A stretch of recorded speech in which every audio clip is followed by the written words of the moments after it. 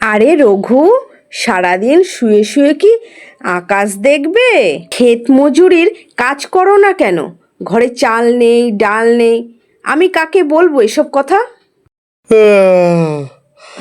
কেটে মরলে ধান ফলবে, গমও ফলবে, কিন্তু কপালে না থাকলে ভাগ্য যদি বদলায় তবেই হবে, না হলে নয়। ভাগ্য বদলাবে ভূতের বর দিয়ে নাকি? কে জানে, ভাগ্যে ভূতের বড় লেখা থাকে।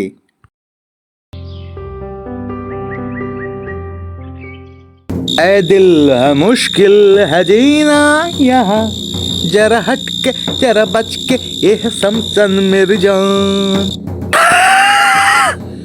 কে রে, এত রাতে শ্মশানে কি করছিস? ভয় পাস না রে, আমি ভূত রাজা। ও ও মা গো, ভূত বুঝি? হ্যাঁ, আমি গরিব মানুষ গো, আমাকে খেও না। খাওয়ার বলাস গেল রে, এখন শুধু আমি বর দেই। তোকে একটা বর দেব। হ্যাঁ, বর? কি বর? তোর ক্ষেতের পাশে একটা পুকুর খোর, পুকুরে মাছ ছেড়ে দে, সেই তোর সংসার চালাবে। শুধু পুকুর খুললেই হবে? আরে হ্যাঁ বাপু, শোন, এসব কথা কাউকে আর বলিস না।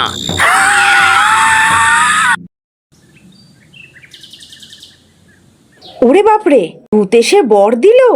এখন যদি পুকুর খুঁড়ে কিছুই না হয়? না না, ভূতের বর বৃথা যায় না, কাল থেকেই পুকুর খুঁড়বো। লঘু তো পুকুর খুলে ভেলকি দেখাচ্ছে, পুকুর খুলে খাবে নাকি? কে জানে, হয়তো পাগল হয়ে গেছে।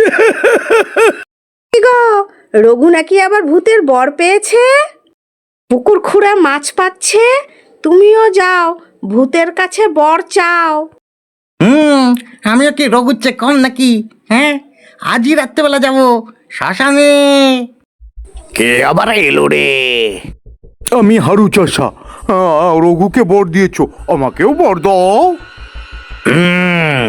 তোকে দেব, কিন্তু লোভ করিস না, সাবধান। কিন্তু লোভ করবো কেন? যা দিবে তাই নেবো। তবে শোন, তোর বাড়ির উঠোনে গর্ত করে ধনরত্ন পাবি।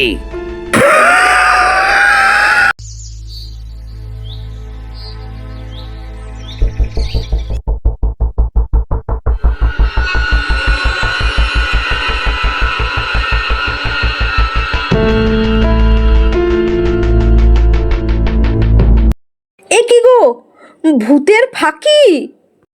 হায় হায় হায় হায়, আমার কপাল! দেখলো তো হারু, ভূত বর সঠিক লোককে দেয়, লোভ করলে উল্টো ফল হয়। আমি কারো ক্ষতি করি না, যে পরিশ্রম করে তাকেই বর দেই। তাই সবাই মনে রেখো, ভাগ্য বদলাতে গেলে কাজ করতে হবে।